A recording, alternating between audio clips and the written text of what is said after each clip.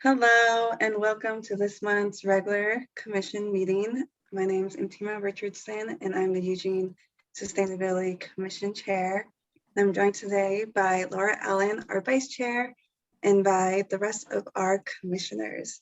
I would now like to call this meeting to order. And Matt, could you read our housekeeping script? I will. Thank you, Intima. So, hi everyone. Thank you for joining us in this remote meeting format that enables this commission to meet, hear from the community, and take care of business while keeping its commissioners, staff, and the public safe. For those of you who joined the meeting via computer, device, or phone, your microphone, webcam, and phone are automatically muted when you enter the meeting as an attendee. Commissioners, as a panelist, you are able to mute or unmute your video and mic at your discretion, though we ask you to please mute yourself when you are not speaking to avoid any feedback or background noise. If you wish to participate during the public comment portion of the meeting and haven't already done so, please raise your virtual hand now to join the speaker's queue in one of two ways. For those viewing the meeting on a computer, laptop, or other device, click once on the blue hand icon. For those listening to the meeting on a phone, press *9. I will lower hands as speakers are called upon. When the public comment begins, Chair Intima Richardson will announce the next two speakers. When it's your turn, Intima will announce your name and I will unmute your microphone. You'll have 2 minutes to speak, after which I will again mute your microphone. Regarding the chat and QA functionality of Zoom, please note that attendees will not be able to use these features. Commissioners, we ask that you do not utilize the chat function for any other purpose than technical assistance, as attendees will not have access to these conversations. Lastly, according to the recent passing of HB 4212, this meeting will be recorded. Recordings will be posted to the Sustainability Commission website after each meeting. I want to thank everyone for their patience, flexibility, and good humor as we work through this virtual meeting format, although we're getting pretty good at it by now.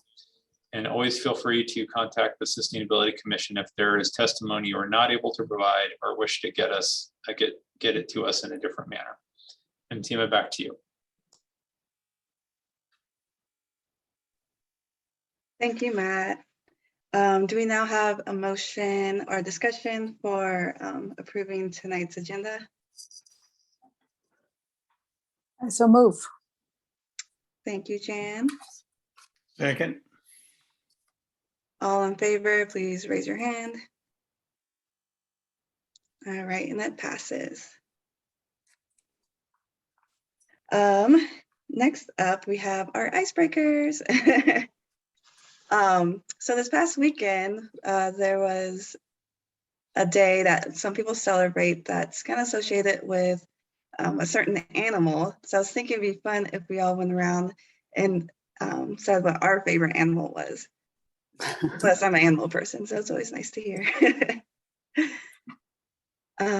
So while you all are thinking, I already have my answer because it's always going to be a cat. It's always been my favorite animal. I just love their cute little ears and I love their sassy personalities too. I think it's so hilarious, and everyone I know that has a cat always has the best cat stories. And I guess when you're done telling your favorite animal, we can just call on the next person. And I'll go ahead and call on Karen.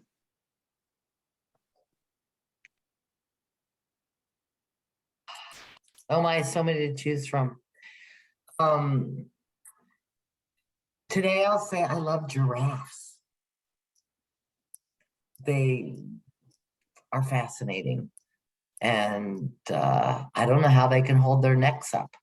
So in a way, they're sort of like old growth trees. And so I am going to call on Dennis. Let's see, Dennis Reynolds here. I guess I'm going to say warthogs.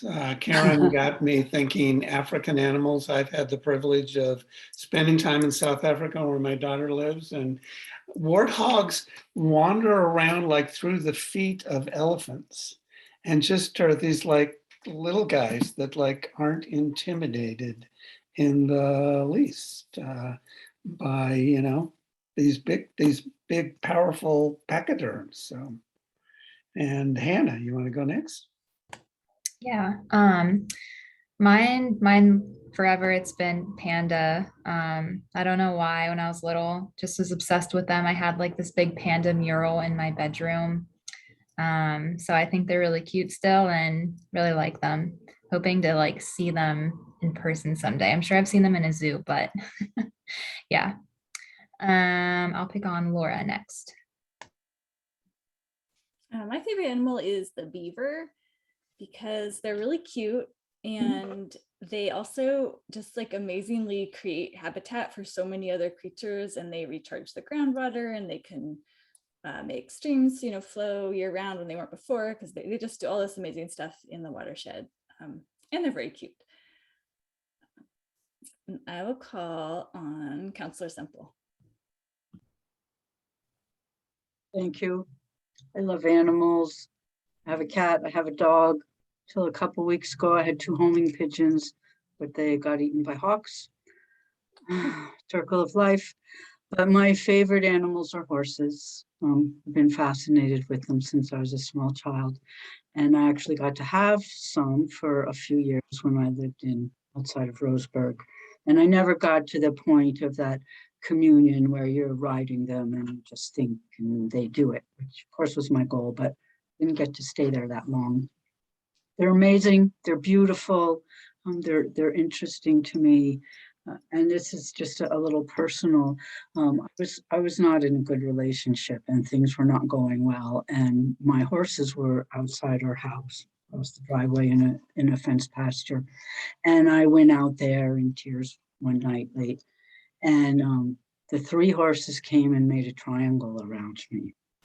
And can't feel much safer than 3 horses guarding you. So I'm also born in the year of the horse. Who would have guessed? I picked Katie. Hi there, Katie Marwitz.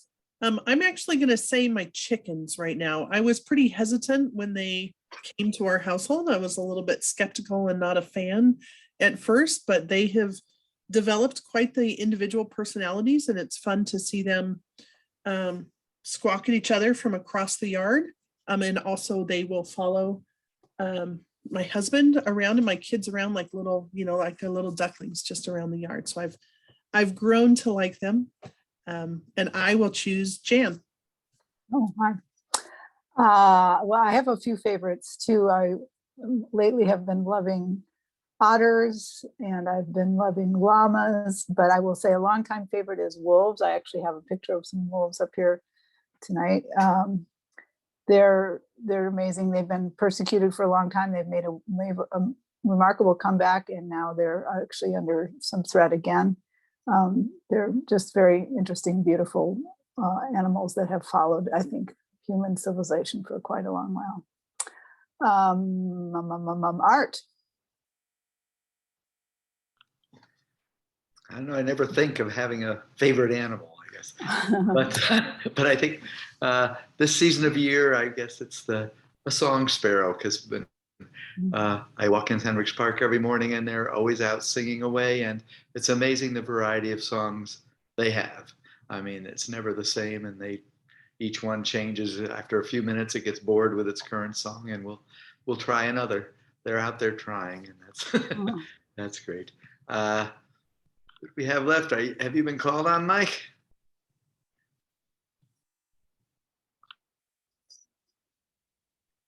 No, I haven't. And I got to say, I was a little surprised at Matima's answer. The last time I saw her, she had ears like right up there. It was, anyway, I hope everybody got to see that picture. And it was really good to see out at our tree planting, Matima. I'm sitting here going, okay, equal representation, because I love all animals, but I got to go with my dog. My dog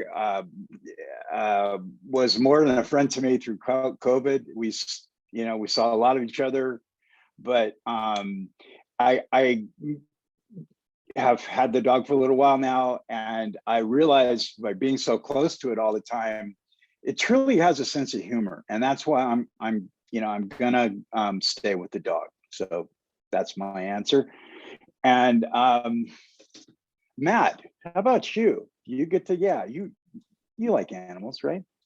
I do, Mike. Thanks. You know, you kind of stole my thunder. I was gonna go with my dog as well, because that's the animal I probably spend the most time with and have the closest relationship with. I'm also very fascinated by dolphins, and I've only really gotten to encounter them once or twice.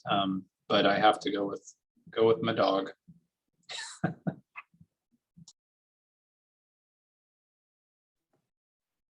Thank you so much for sharing, everyone. That was fun. So we don't have any motions for last month's minutes. So we'll probably do that next meeting. And with that, we'll move on to the land acknowledgement, which I really enjoyed doing it. So thank you all. And I'd just like to say, we would like to acknowledge and extend our respects to the traditional homelands of the Kalapuya peoples who were dispossessed of their homelands by the US government. And again, I think, you know, actions speak louder than words sometimes. I would like to have a moment to show our respects.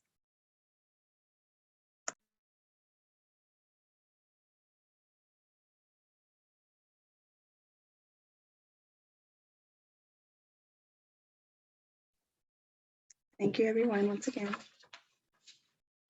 So the next item on our agenda is public comment. Click over there. We'll now call on those who have raised their hands to provide public comment. And as a reminder, I will call on each speaker in order their hands were raised, and staff will mute and unmute you when it's your turn. And please remember, you will have 2 minutes to speak, and I'll provide a warning at 1 minute. And I don't see any hands raised at the moment, but I'll give a moment just to see.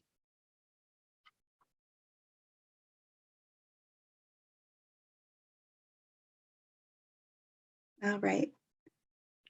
Oh, Karen, I see your hands raised. Something that I would really like to see as part of the agenda, and it seems like it fits in public comment maybe, is, you know, when we get those online submittal forms, and I would really like us to make time in our agendas to address those. It seems like it's public comment, and we often just, you know, get them in the mail, and I think that it's important for us to, whether, I don't know about, I feel about responding to them, but some acknowledgement of those. And also, you know, they bring up some good stuff. We had 2 this week, so I don't know if this is appropriate now or in the committee updates, if you want to bump that out, but that's something I'd like us to address, and I keep bringing it up.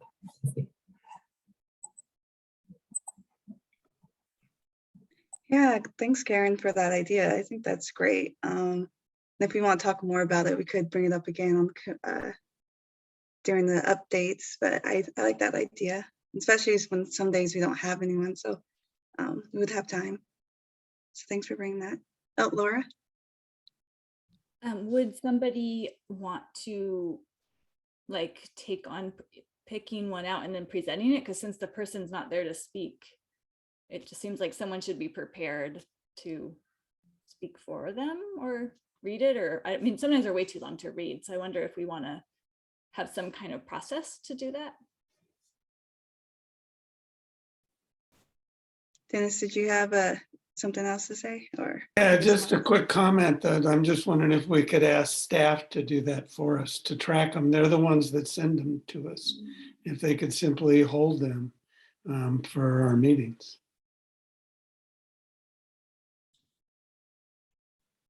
And if it's something somebody, I mean, I assume we can respond as individuals. Might be something that is more, needs to be talked about sooner.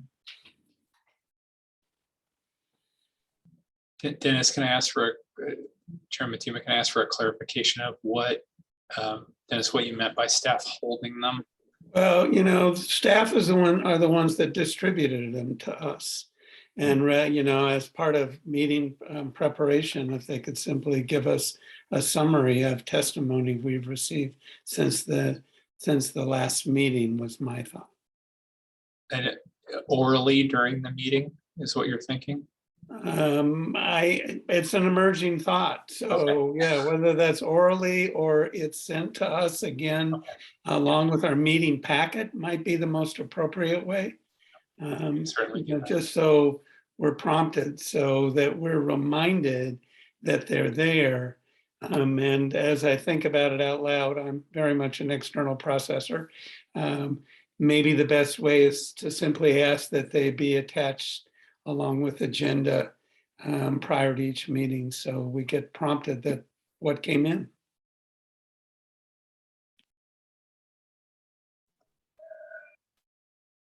Laura, I see your hands up. I don't believe, I believe that the meeting packet is public. And I don't know if people are aware when they send in that it would be made public what they say. So that seems like maybe not the best protocol. But maybe we could have, when we get the agenda, the packet, we could ask, does anyone want to respond to any public comment that came in, and put it on us, because we don't want to put extra work on staff. And then if someone does, we could add that to the agenda and we could talk about it. If that makes sense. There might be for the chair and the vice chair, I guess, depending on who's the vice chair and chair next fiscal year and how they feel about that. But we could start doing that for now. I did see Jan and Karen's hands up first. Yeah, I was going to suggest, I mean, if staff wanted to send them out with the pack, actually, I think people should know if they're making a comment to a public body on the public website that their comment is public. Honestly, I don't think that should be a secret. But so I think to have them maybe sent out with the packet would be great, but then to have one of the officers or maybe another appointed commissioner to say, remember that we got 2 letters this month, one on this and one on this. Does anybody have anything to say in response to any of those? Just to kind of touch on it would be, I think, would be useful.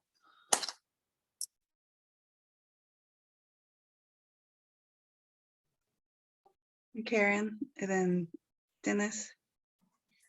So I'm looking at the 2 that we got, and one of them was someone that was interested in creating a sustainability commission in Santa Clara County. And it seems like that, I feel like that's something that would have been appropriate for Sam to respond to. I don't feel comfortable sending comments back, and representing us. Perhaps it's something that, the chair or vice chair could take on, maybe in response to us reviewing them as a committee, to at least give some kind of response. And so that one, it just seems like that's more structural, asking specific things about our committee. And then the other one talks about banning natural gas and going electric and some other stuff. So I just would like to see us have discussion and then some kind of response to this, or maybe additionally, as is appropriate, to have that information may be transferred into any relevant committees that are maybe working on some of this stuff. I don't know. It would just be great to see something to come back on that. So, thank you. Oh, Laura. Jan, is your hand up still? Okay, I just wanted to say, I think part of this is because we don't have a staff liaison, because before we were told that all of those will be addressed by the staff liaison and that we don't need to worry about the person who wrote from out of town with the question, that they would not get responded to. So I'm assuming that the new person will take that on, but right now there is this void, and I don't know if there's anything we can really do about that.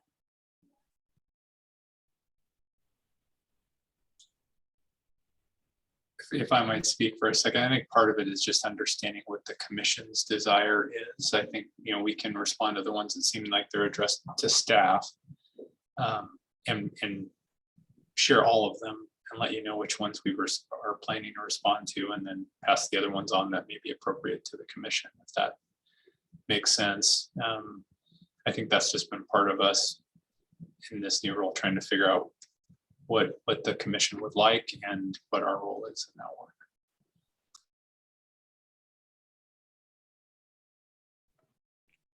Any other thoughts? Looks like we have like 4 minutes on this section. Okay, if not, I can pass it off to Matt. He has some staff updates for us. Yeah, thank you. So I am excited to share that we're going to have the kind of first set of interviews, which will really kind of be a screening interview to determine who we want to bring on site as finalists for the sustainability manager. Those will be on the 26th and 27th of April, and Vice Chair Laura will be participating on that panel. So thank you for that. Excited. And we're expecting that the final interviews would be May 9th and 10th. That's what we're targeting. I believe, and Laura, tell me if I'm wrong, I think we had 7 applicants, if I remember correctly. So we're gonna actually interview all 7 in the first round. And I think there were, at least definitely through my review, I think there were some, you know, high quality candidates in the pool. So excited to learn more about them.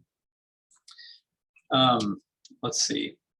Other things, there was a question from Dennis about the new building electrification work session and a presentation that happened to the presentation that was given to the Chamber of Commerce Local Government Affairs Committee before the council meeting, and a question of why that body would have had a presentation before this body did, or the council. So I did check in with the group that presented that, and I didn't see it, so I can't comment for certain on the detail, but their explanation is that, and we often propose to Local Government Affairs Committee. In fact, actually this morning, Katie presented to them on the street bond measure that you're going to hear about now. So, you know, it often, I don't think timing is always there for the Sustainability Commission to get it first. And then I think the other piece that's missing, and I apologize if this is something that we missed since taking over, I think it might have occurred in the handoff. I don't think Lacey and I recognized that the commission was looking for a preview of that presentation before it went to council. So I apologize if that was missed. The LGAC presentation, my understanding was it really was not, you know, a verbatim presentation of what we were going to give council. It was a high level kind of talking about what the council direction was for that item and what types of things we would be bringing back. So that's my understanding, and you know, happy to work on coordination and communication to make sure we understand what you would like to have presented. I will say it's probably unlikely that everything that's going to go to council related to sustainability would come to the commission first as a presentation, just because of the cram schedule you have. But anything you think is a priority, we definitely try to have come to you.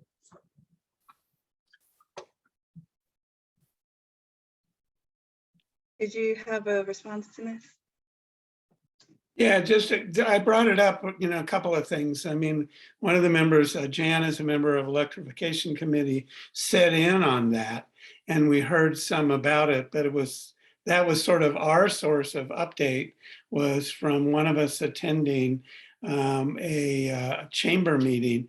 And then I listened in on the following Monday's testimony to the council, and there were representatives from the chamber who commented on the information they had to the council before the council had really gotten that information. So it seems sort of awkward process as to who kind of heard what might be coming first, you know, and then the packet came out right after that. So there was information available, publicly available, but there was just some odd timing there from my perspective in terms of public process.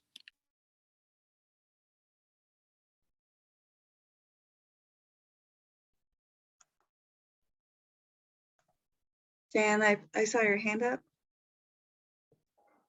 Well, my hand was originally up to ask Matt a question about the manager hiring process, but I have a comment on this too. So I'll do this and then I'll do that. I do think it is another one of those things that probably had something to do with there being no regular staff liaison. I think one of the things that in my short time as a commission so far, we kind of got a little used to with Samantha, and was that they did kind of keep abreast of the topics that they knew we were interested in that were going on in the city, and would at the meeting say, this is what's coming up on these things, and which would prompt us to say, hey, can we hear about that? Can we talk about that? And so, yeah, there are, you're right, there are a lot of topics. So I just think it's something that we would like to keep a better handle on. And that was a pretty big one. And it was a little surprising because we had been asking, I think, a little bit just before. So who's even handling that? Who's lead on it? What's going on with it? And had very little information. So it'd be nice to be able to do better with that, I think. And so let's see on the applicants. Oh, can you tell us, are there both external and internal applicants? Are they local, not local? Anything more in general you can tell us? Yes, all of that. Okay. Internal, external. I'm trying to remember off the top of my head. I think about half of the folks that applied are not from the area. So it's a good mix of people, really, to interview, I think. Great. I appreciate the comments, Jan. Hey, Karen. Another thing that I'm confused about is that along the same lines as getting feedback on these online submissions is that, we've sent several letters to the city council, and do they just go in a big black hole? Is there any possible process that we could create that requires some follow through or at least feedback on that stuff? Because we've sent several letters. Anyway, thanks for letting this miss month. Yeah, I can speak to that briefly, and then Councillor Semple may want to respond, but there's no requirement that the commission could make for council to have to respond to you.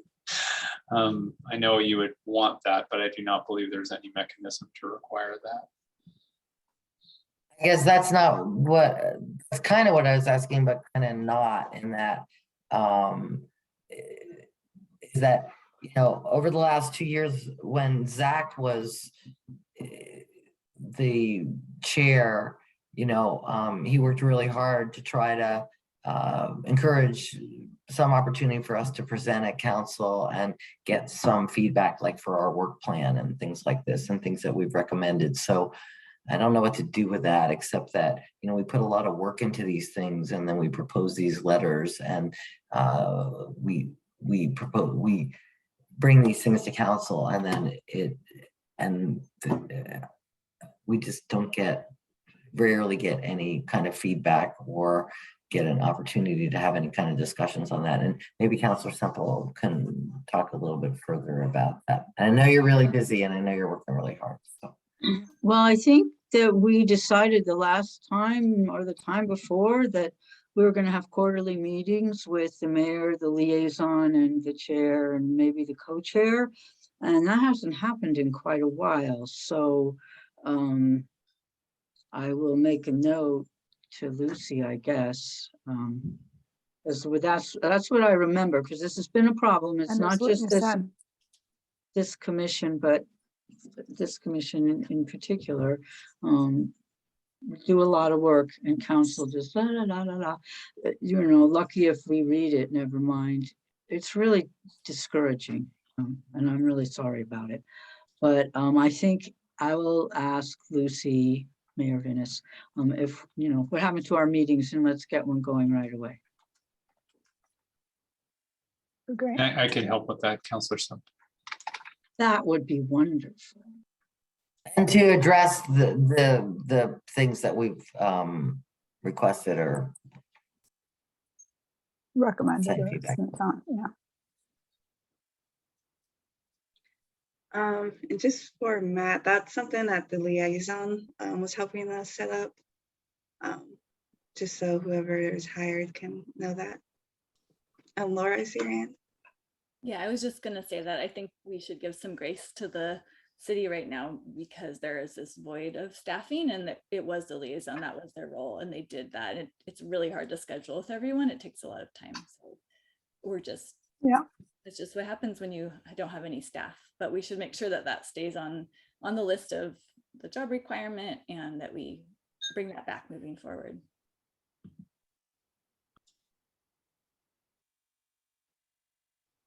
Tima, can I add one more thing for staff updates? And I don't mean to take anything that Councillor Semple was going to announce, but given that, you know, what I think I heard from some of the members about wanting to make sure you're in the know about things that are coming up, I do want to say that May 23rd is work session is scheduled for the chronic polluters and urban forestry presentation. So that might be one that you'd be interested in.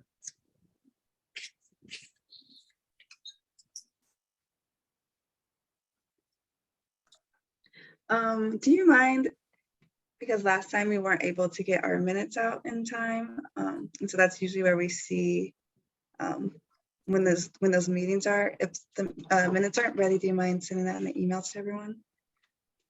Sure, absolutely. Thanks. Good, and I see Jan's hands up. Yeah, so at the electrification workshop, it sounded like council was requesting an additional work session to further answer some questions and so on. I trust that hasn't been scheduled yet, or is there a schedule anticipated for that? It's likely to be right before summer break. So we have the decarbonization of existing building study that Good Company's working on that they spoke to you about. That is going to be, our goal is to have that ready for review in June, and we would have a follow-up work session in July on that report, and then another follow-up work session on new buildings. And the reason there were, if you watched the work session, which I'm sure a lot of you did, there were a lot of questions that council asked us to try and research and answer. And so we need some time to do that. And then the report, even though it's focused on decarbonization of existing buildings, will have some information that really would be relevant to any requirement for new buildings as well. So I think having that information will be helpful in the conversation. So when you say just before summer break, sorry, I've forgotten, that means like in July? July, yeah. So that means they probably wouldn't have time to take action prior to summer break. If they're just having their work session, they would need an additional meeting probably, unless they choose to take action at that meeting. Well, because they need a public hearing and all of that as well, right? Yes, like if there's, if there's a code change, it would be unlikely that it would happen before summer break, given that process. Yeah, okay. Thank you.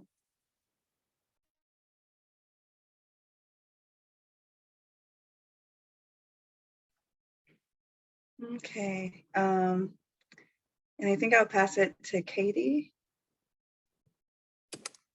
That sounds great. And I'm going to share my screen.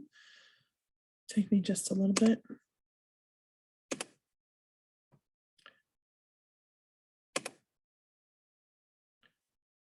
Slideshow. Okay, first I want to say thank you for having me today.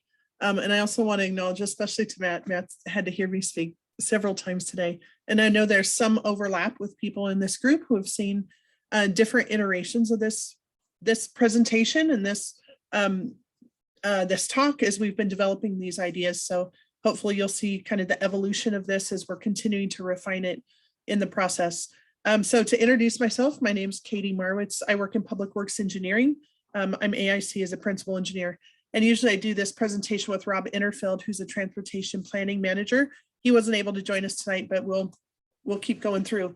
And I can see you on the side, but my preference would be to get through the slides and then do questions and comments after. Happy to take questions. So I want to tell you a little bit about the potential 2022 street bond. And really, so this is an outline of what I'd like to go through today. Talk a little bit about bond history, I know we probably have different levels of knowledge of what that is and where we are in that history. I want to talk about our approach to this potential bond, talk about timeline, impacts, a lot about that stakeholder group engagement that we've done so far, talk about project selection, and then talk about some example projects, and then have that time for feedback.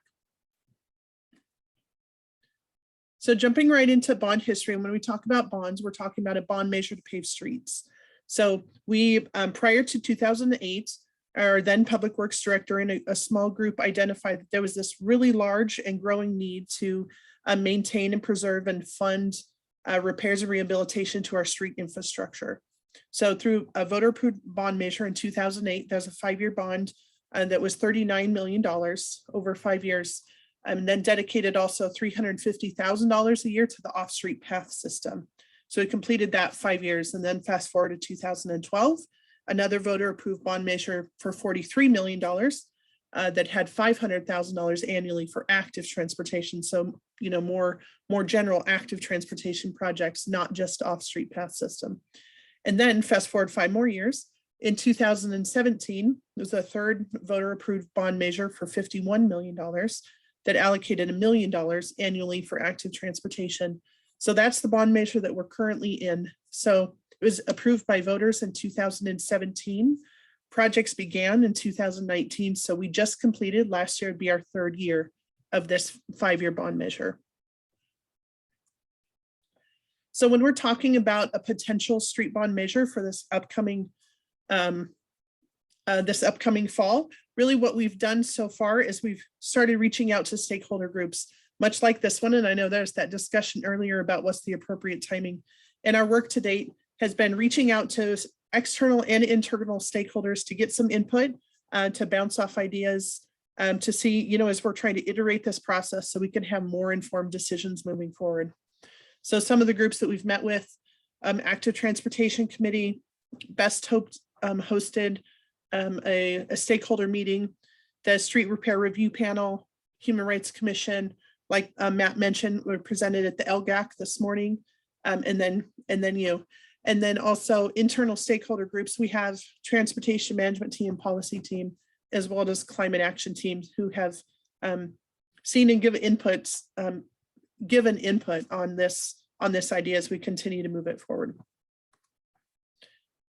So when we're talking about a potential bond, I want to be really clear that what we have right now is just an idea that we're starting to form, and it's a potential, and really it will be up to council to make the choice to move this forward and what it looks like. And like I said, we're just trying to help put some framework around it for some possibilities. So what this slide represents is some things about the previous approach that we've done in the last 3 bond measures and the proposed approach for this potential street bond. So some things that we learned that were really important in the last successful bond measures was talking about a consistent tax rate. So that tax rate is actually 65 cents per 1,000 assessed value, but that's been a consistent tax rate throughout. So both in the previous approach and the proposed approach, we're saying that we'll keep that tax rate consistent. And then also what's consistent is a focus on pavement preservation, because really it's the largest, it's the infrastructure, and we need to continue to maintain it. We want to have that focus on really making sure that we are addressing a need and doing it in a responsible way. And then just a little bit of tweak on this is that proposal to include some complete street improvements as we go along during doing these pavement preservation projects. And that can be things like evaluating streetlights while we're there, making upgrades to traffic signals, including street trees. So another piece that's consistent between previous bonds and our proposed approach is maintaining dedicated additional funding for walking and biking. So that's through active transportation. And then the proposed approach, also having that additional funds for walking and biking, but also including neighborhood safety and livability in there as well. And then in both approaches, continue the practice of using local funds and grant funds to supplement project funding when available. So our staff has been really successful at leveraging other local funds to maximize the funds during projects so that we combine funds from other sources to kind of get the best bang for your buck in doing a construction project. So just a little bit more detail when we're talking about consistent tax rate, with a consistent tax rate of about 63 cents per that thousand that I mentioned. Now the proposed bond total would be about $61.2 million.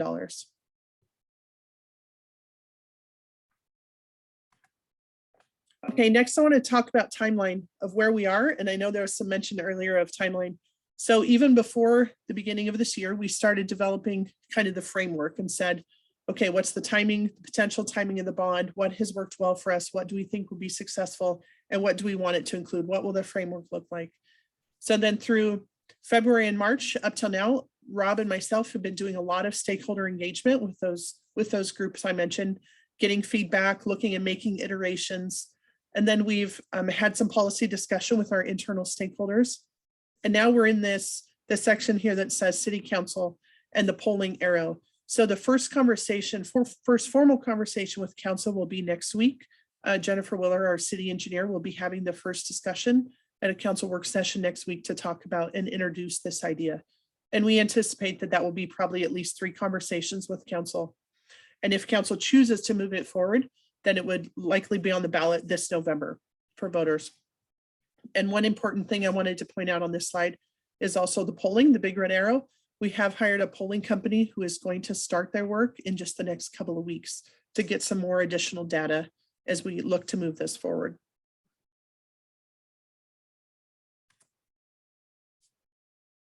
So when we're talking about what a next bond measure might look like, one of the areas that's important is to communicate how we're talking about project selection and really what that's going to include. So we have a number of things that we use in our pavement preservation for project selection, and that includes our pavement management system, which gives technical data on which streets need to be repaired. And from that data, we can help develop what the plan is and what kind of work it needs. Also, council and citizen input, and then also geographic distribution. And those are things that we've always done. But when we're looking at this next potential street bond, some other things that we are looking at in terms of prioritization is also social equity prioritization, and then inclusion in the TSP.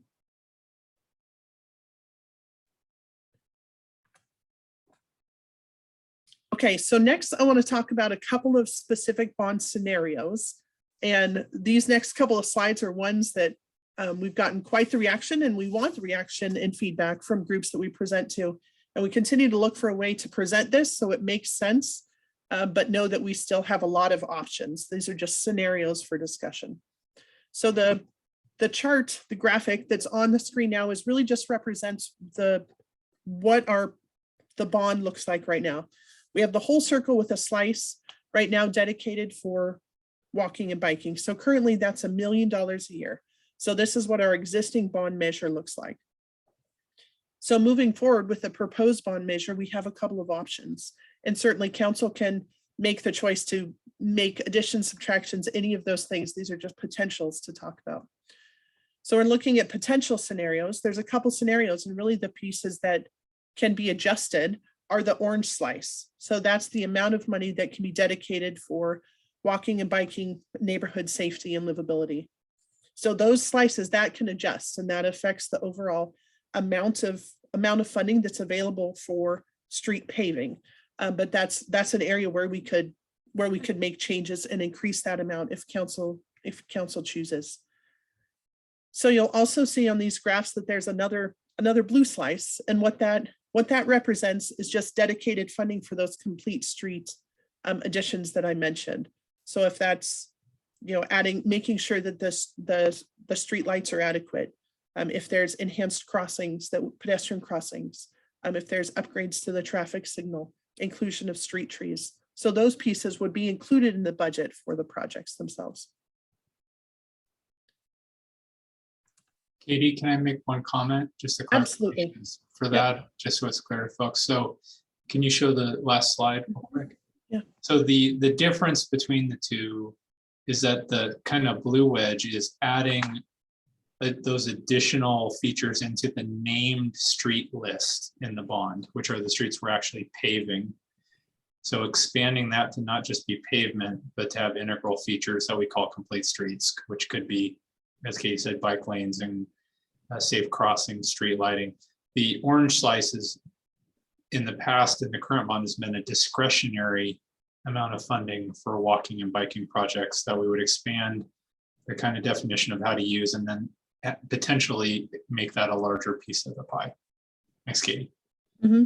And just to add also to that, so in the past, the walking and biking active transportation projects have been through the guidance and recommendations of the Active Transportation Committee as well. So there's been a lot of interaction there with staff.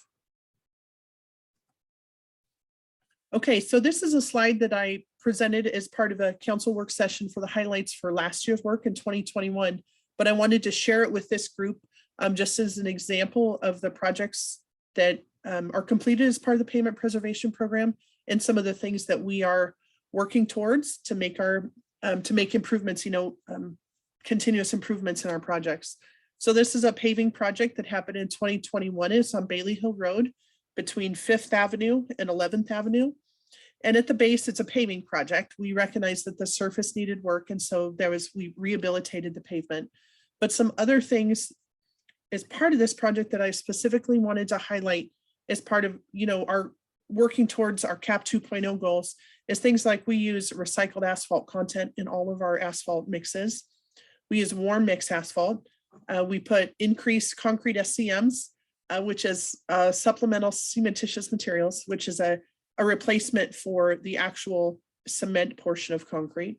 And then we also in this project included some street trees, and we were able to reduce the overall amount of impervious surface. So we were able to actually take away some of the asphalt in this project through the inclusion of some new medians and a partnership with parks to make those planted medians and include some trees.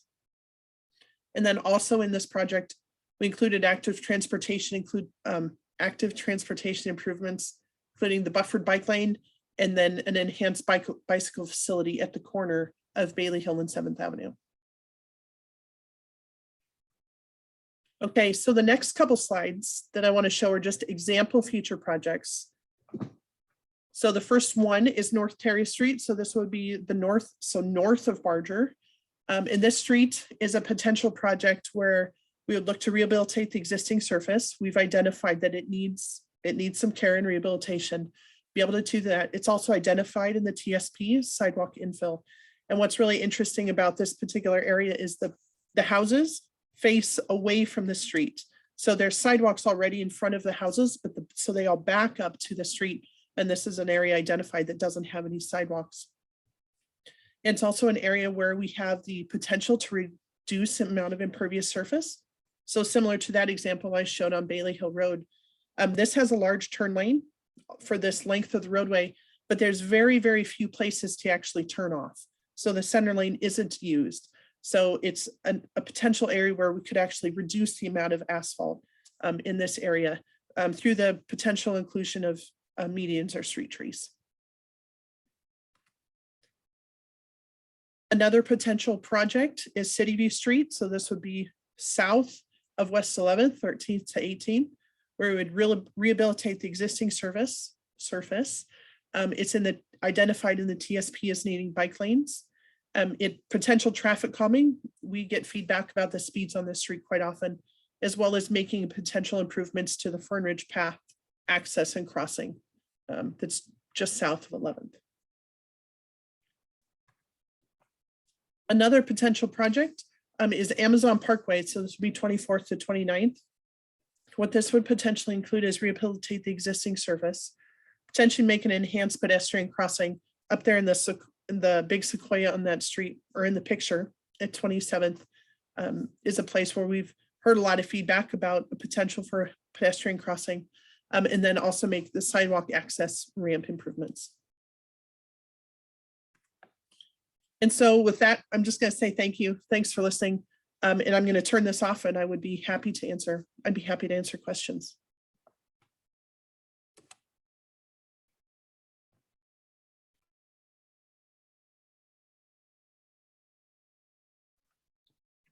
Hey, Mike, see you have your hand up.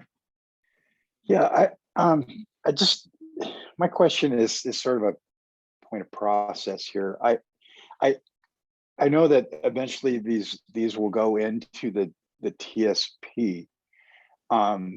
Is there a specific time when that is modified, or is it just sort of like when we have something we update it, or can you fill me in on exactly how that works? I can try a little bit, and Rob Innerfeld, my counterpart, would be really great for that. And certainly I could have him provide you more information if I won't be able to provide the level of detail to you, but I can connect him with you to provide more. So the TSP was updated last time several years ago. And I know that Rob has started talking about the next timeline for the next set of updates, but I don't know that specific timeline. And I know that he's currently not working on it, but there is a desire to update it because it has impacts on other things like eligibility for SDCs and, the inclusion as we complete projects, putting more appropriate or additional projects in the plan. So I know it's on his list, but he's not currently working on it. Katie, I might be able to add just a little bit to that. Right. So, we do have a scheduled amendment to the transportation system plan as part of figuring out the gap between what the current adopted transportation system plan is projected to provide as far as community greenhouse gas reduction and transportation shifts, and what the goal set out in CAP 2.0. So as Katie said, I believe that work is really going to start to gear up in the late fall, early winter. There's some scenario planning happening with Lane Council of Governments, and the scenario planning is really like, if you have this much mode shift, how much greenhouse gas emissions do you reduce? That will be helpful to inform it. When we have a transportation project, it doesn't need to go in the TSP. It can go through our capital improvement program process separately, but we like to draw on the priorities that come out of the transportation system plan, because that's been a document built with the community feedback and approval by the council.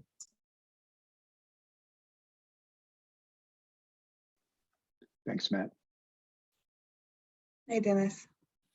Yeah, just a couple of things. That scenario that you talked about that had also the blue pie as well as the orange slice of pie. Now, with that determination as to whether those other pieces like street trees and improved bike access, et cetera, that decision of how the bond is structured, is that a council decision?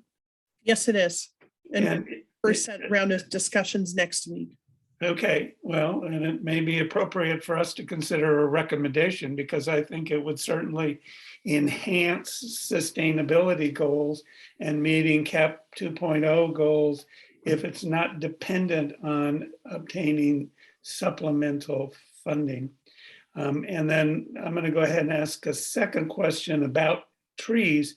How is it prioritized what projects? You'd be looking at street trees. Is equity a factor, for example? And there are neighborhoods that our canopy inventory clearly demonstrates have far less tree cover than does my neighborhood, which is near Hendricks Park, which is extreme in the other direction. Would equity considerations be part of that planning? So I think I want to answer in kind of two different ways, and hopefully that I'll provide enough information for you. One is when we're looking at a potential street list. I mentioned a couple of ways that we're prioritizing, and one of the ways that we're looking at it is looking at social equity prioritization already for the choice of streets that we want to look. And then from there, and this is consistent with what we're doing with our current projects, we have she is a climate action, I can't think of her official title, but a climate action, basically a project manager on our team, who takes our current project list and looks at prioritization of street trees based on cover, based on the ability of space, and based on how much funding we have. So that's something that we're currently doing in our projects with other funding. And I think that we would continue that practice moving forward with a potential future project list as well. Thank you. Laura, I saw your hand up first, and then Jan. Thank you, Katie, so much for coming to present. my question is about the pie slices. And Dennis, I love your idea about sending a letter. That seems really important. If, so from just looking at it, it seems like more money going to pedestrian and bikes is important and more to complete streets. What does that mean? Where does that mean there's going to be fewer streets tackled, or what are the trade-offs with that, how that slices change? Yeah, and I think that part of what you're saying is really accurate, because it is choices, right? If the pie starts out at a certain amount, depending on what the council chooses for that slice for active transportation does have an impact in what the total would be for pavement preservation. So when council makes that determination, then we'll know how much pavement preservation funds there would be. So there could be, if they decided to move forward with something consistent right now, that's $1 million a year. So then we'd be at about $55 million for the potential of pavement preservation. But if the slice became larger, if it became $2 million a year, then certainly that would decrease the amount and number of street projects that could be completed. Yes.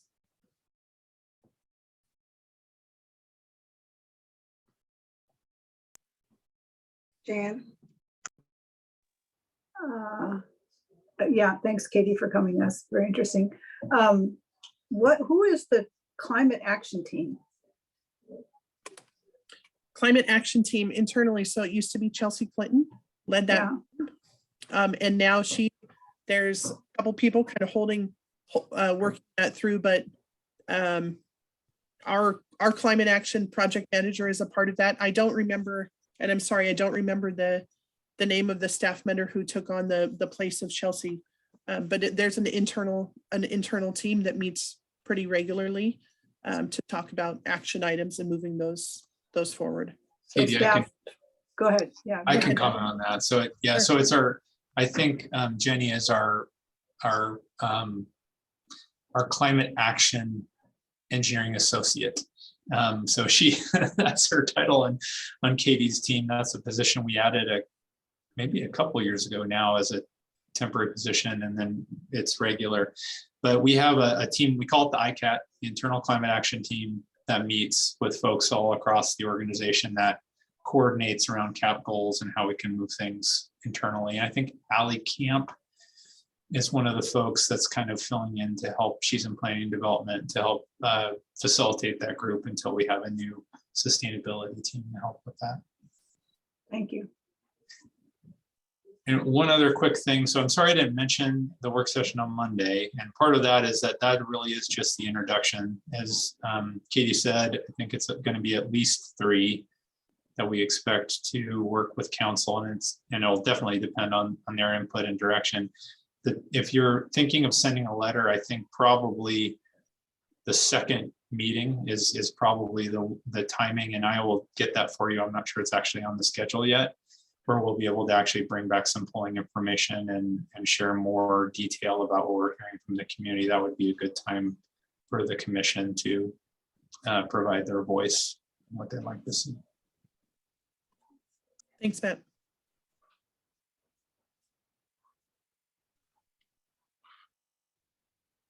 So that sounds like next meeting, we should talk about this a little more so we can get something together, or so we're ready for that second meeting, which is TBA, you said? Yeah. Okay. Is anyone interested in making that letter, or we can check back in another time, but maybe we can just make a small little group.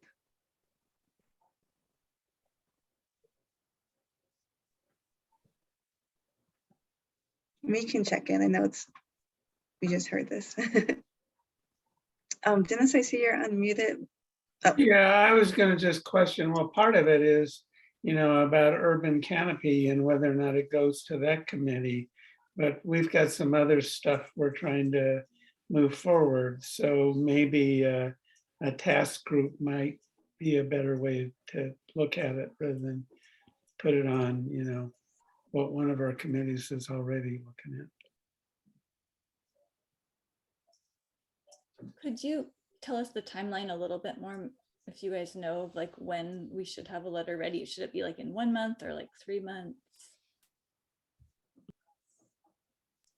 I think it's more of a probably 1 month timing, Laura, because I think that's around the time we'll be able to bring more of the community input to council, and then they'll still, have additional sessions to deliberate. That would be a good time to add your voice. And I will, as soon as I find out the scheduling for the second meeting in that series, I'll send something out to you so you know when that timing is.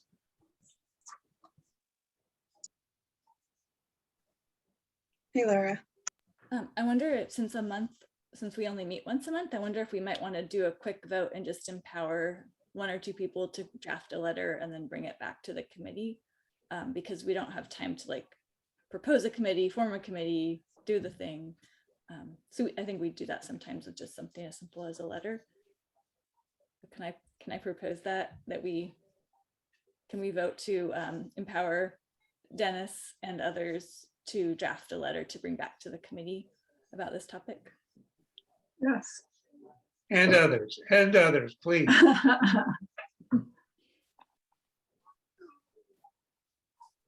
Am I following protocol? Yes, I need a second. I second that. That's great. Guess I'm not even moving. All in favor? Okay, passes unanimously. Okay, that's good. And so, was there another person? I missed what Dennis said at the last part. I just said, hopefully some others, because what I envision is a follow-up conversation with either Matt or Katie to understand a little bit of what language would be consistent with the language that they would be presenting to council. I think I got a sense of the intent of commission is we think the blue triangle idea is a good idea, but that's not the way we want to word a letter.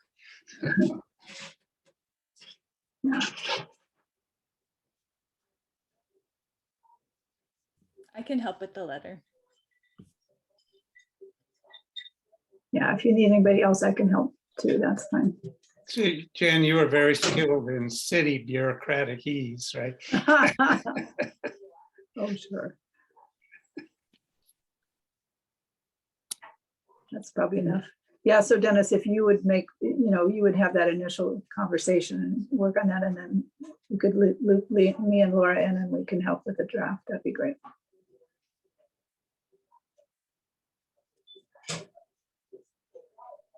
All right, is there any other discussions or questions we have for Katie? Okay, thank you, Katie, for joining us and presenting. Yeah, thank you for having me.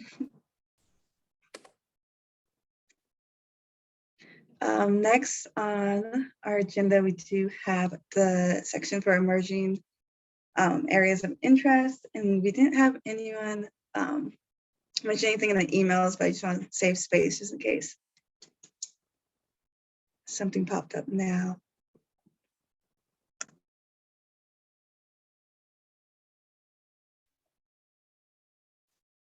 Okay, so we'll go ahead and move along to our committee updates.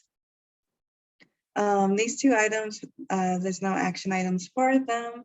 It's just to show our final letters that we agreed upon and voted upon last meeting. It's also attached to your packet if you just wanted to take a peek. And one is the new gas station permit, and then the other one's the urban canopy recommendation related to the middle housing code review. And so those are both letters and they're done. Any questions or discussion about that, or feel good to move along? All right. And next we have commissioner updates.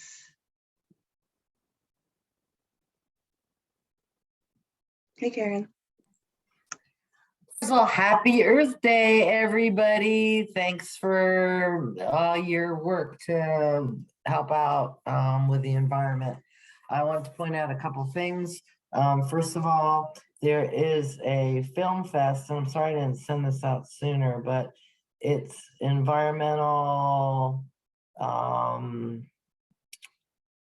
There's an environmental film fest. It's being held from April 15th to April 24th. There's some stuff in person and there's some stuff virtually.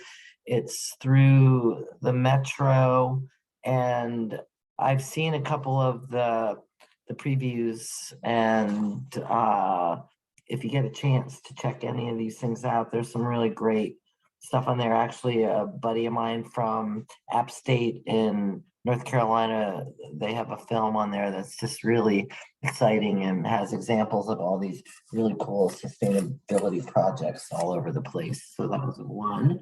The next thing I wanted to say is that on May 15th, I don't know if you're aware of it or not, but there is a total lunar eclipse, and it's visible from Eugene in case bored. In case it gets dark during the day and you wonder what happens. So those are my updates. You would just look at the Metro website, I guess, to find out. Sorry.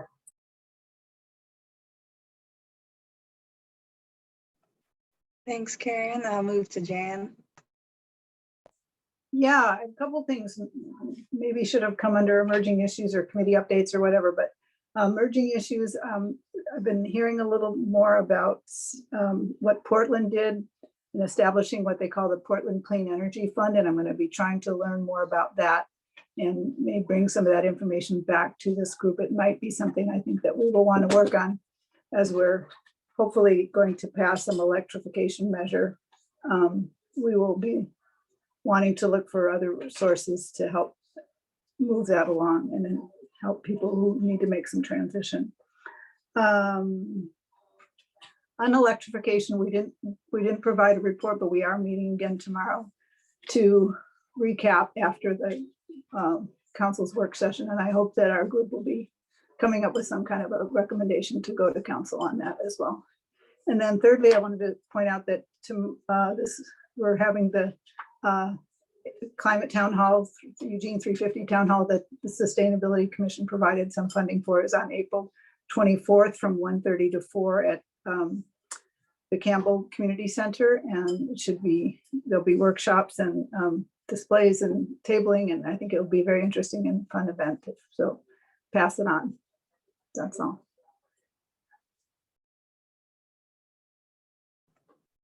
Thank you. And I'll go to Mike and then Laura. Thanks, Fatima. I'm not sure that maybe I just slept right through where we're supposed to do the commission report, but I mean for our committee report. But I do have a little bit that I'd like to talk about. I testified as an individual, but updated the city council on Monday, or in regards to our progress, and inform them that we will be presenting a recommendation. I will say that I'm getting a lot of interest about that. Part of the and I don't know if anybody saw it or not, but it's the first time I've ever presented as a commissioner. And there was a little bit of a mix up, and it, again, probably on my end, but when they started, they moved the commissioners up to the front, and they said that each commissioner will get 3 minutes. And so I had a couple things that I could have pulled out, but I said, I'll have the 3 minutes, and I got through everything but the things that may go into our recommendation, and then I got cut off, and I was informed later that the planning commission commissioners got 3 minutes, and the rest of us were still on 2 minutes. So anyway, it kind of left a little suspense, because I was just ready to say, and our recommendations may include, and done. So they're real waiting to hear kind of what they are. I wanted to read them to you though, and get any final thoughts on this. our timeline's going to be super tight, and I want to make sure that we are already, making it right now that we are on the agenda for a commission report next time, because we're going to be asking you to approve our recommendation. And so we're pretty close, but there's so much that we really like to get in there that reducing it down to a motion, it will be the work we do at our next committee meeting. So let me just read what the world didn't hear on Monday. And we had 4 things that we may include, and we may include more. Basically, that's the kind of the way I put that. Number 1, and this, and please listen to number 1 carefully, because this may end up being very close to our recommendation, and I'd like your thoughts on it. Number 1 is revise the current tree code to protect healthy, mature canopy within the UGB on both public and private land. So that is basically asking them to tear down quite a bit of the code, because that we're not there yet, and we're not we're sort of going backwards on our CAP 2.0 goals. So that one is, you may see that again in a certain form, but I need to defer to my committee before we go any further on that. Number 2, empower urban forestry staff to work with community members to maximize the power of our new iCanopy software. Listening to the comments up to 12:30 on Monday, I think something like 226 people wanted to talk, over 100 did, but there was a lot of people have a lot, there's a lot more to know about the urban canopy, and there's a lot of misunderstanding about it. We have solid data now for once in our lives, and we really would like urban forestry to be empowered and be more community facing on the things that we're learning about the software and from the software, and also again encouraging people to use it because it is open source for all of us. Number 3, increase tree planting density in our parks and open space as one way to compensate for building denser housing. Now that may be rolled in back into number 1, but part of the discussion we're having is that as we build denser, there's less places to plant trees. That's just kind of math. That's very simple to understand, but we're not sure that our place is to get in the middle of the middle housing discussion. So part of that is that, okay, if we go forward and that's successful, there's less place for planting trees in these areas, that we take those trees that would be there, put them in the nearest open space or park as sort of a way to compensate for that denser housing. Number 4, provide incentives for property owners and developers to keep mature trees. And that came actually from our last meeting. We did have Scott Altenhoff from Urban Canopy, the Urban Forestry division, come and talk to us at our last meeting, and he gave us some real good feedback, and actually some more shocking data. And I just a few minutes on what we learned from Scott. He said they've taken a deeper dive into areas of coverage, and right now, we're at 22%. We're losing 1% a year essentially. But then they started breaking it down further into, they do it in communities and areas on the software. Then they broke it down a different way using a little different software. And they started to look at schools and parks. And surprisingly enough, they're citywide, they're at single digit coverage for those areas. So although we, it's kind of, when we get into schools, it's sort of out of our purview a little bit, but it's something to think about, is that, in neighborhoods, we may look at one neighborhood and it's got 30% coverage, but where the children are all day long, they're at a 8% coverage, and in the heat and all the particular. So I thought that was really interesting, and I'm really surprised. But I encourage you all to now drive by schools and look at them. There is very little coverage. I mean, they need, there's natural things like ball fields and things that you can't plant trees in, but there's also a whole lot of opportunity to add canopy there that that just doesn't seem to be a priority, or not there for some reason. I don't know, but that was super interesting. Back to the incentive of property owners and developers, Scott really felt like we might, and we all know that this is not going to be a super popular recommendation if we do say replace the tree code. I will say that Scott, every other stakeholder that I've talked to agrees on one thing, is the tree code's not working.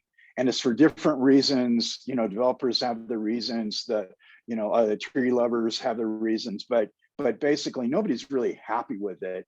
But the biggest pushback, and you have to put this, and I really encourage everybody to think in these terms, is that this is it's a big ask, and I do think, and I think we should honor the people that actually have to do it.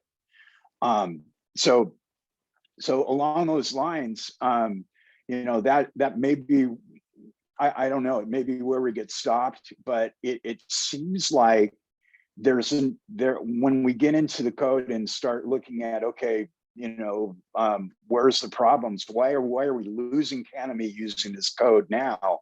Part of the problem is that you just start picking it apart, and then you go, boy, it'd be faster to start over. So anyway, I'm not a code person. I'm learning about it as it goes, but it's something that I think we all gotta consider.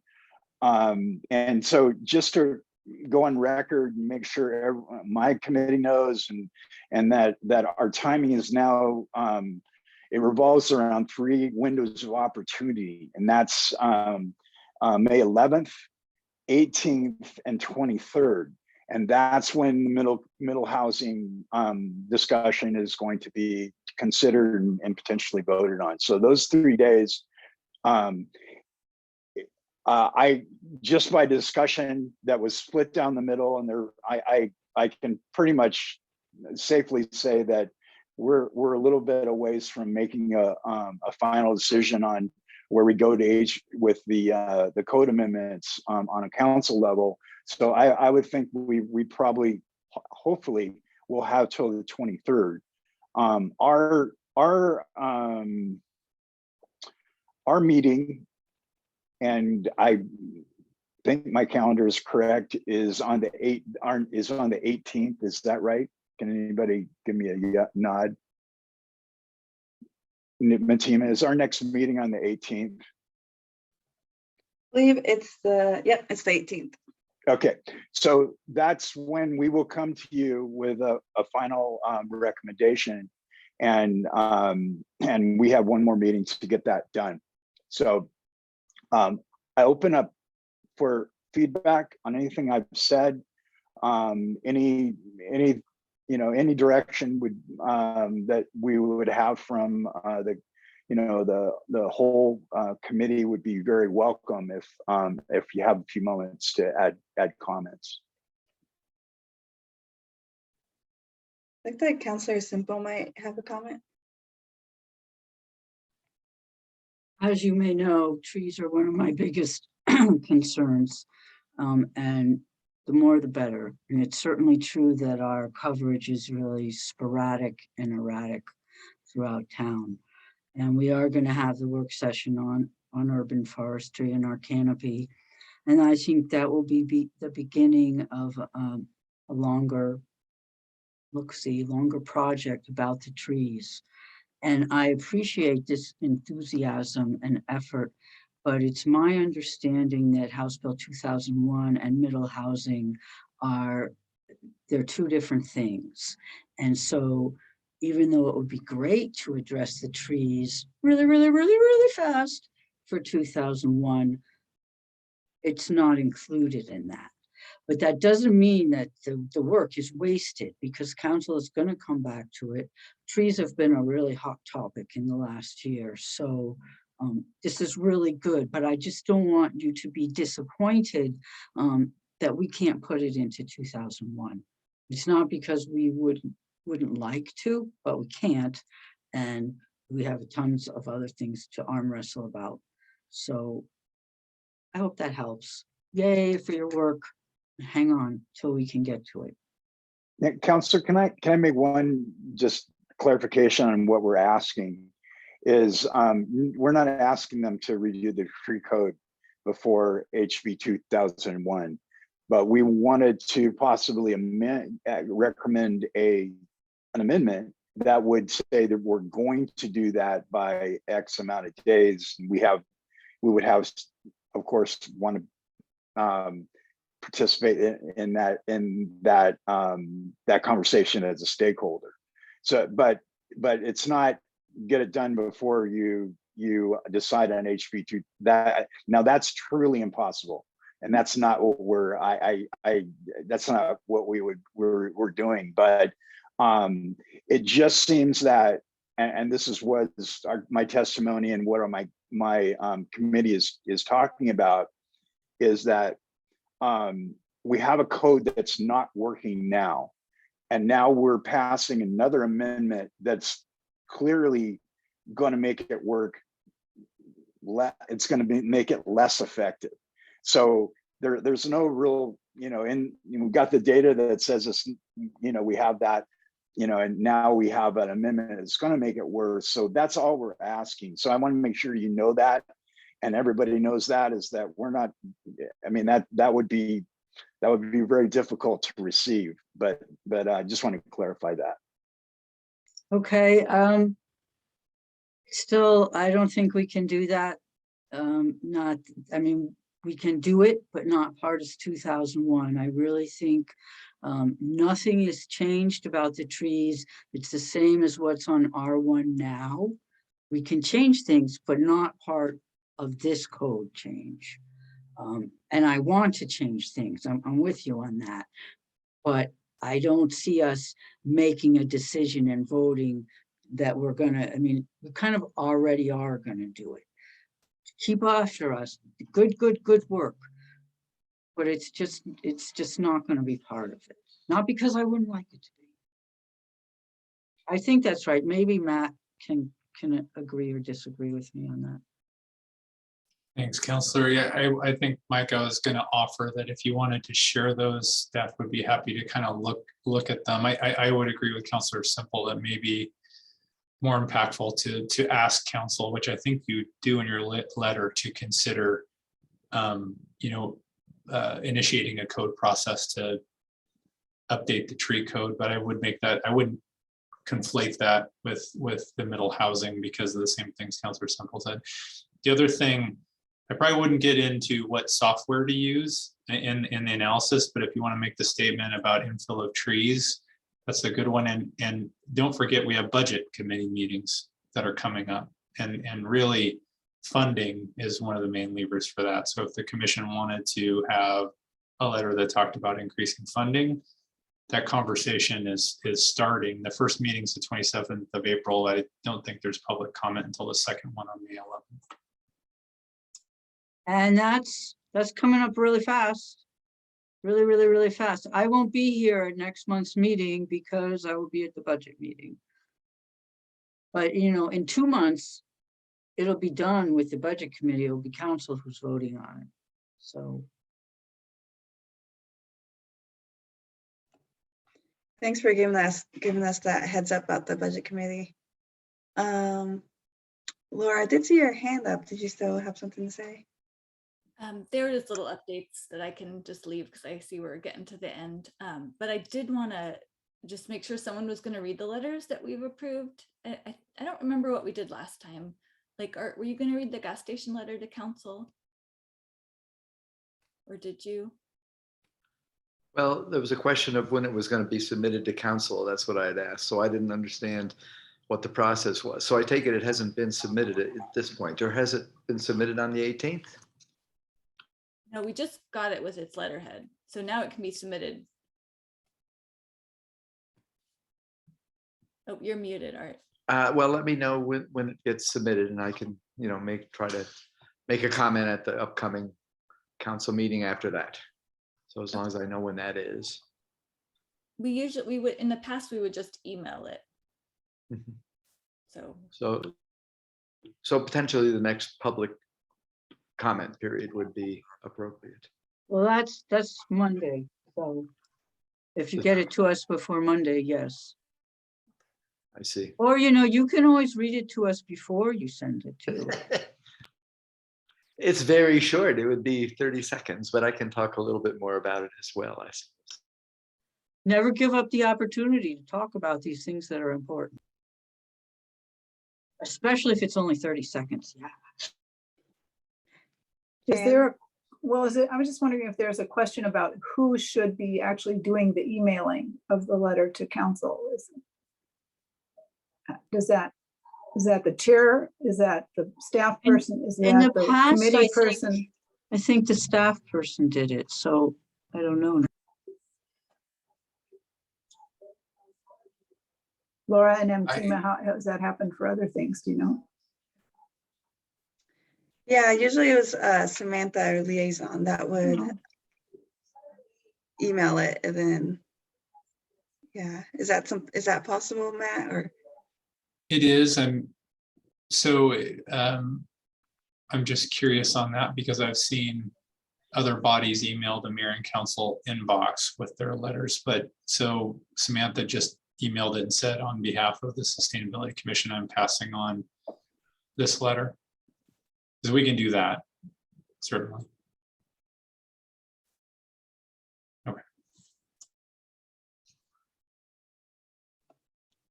okay, we have 1 minute. And so, Councilor Simple, do you have anything burning that you want to update us on?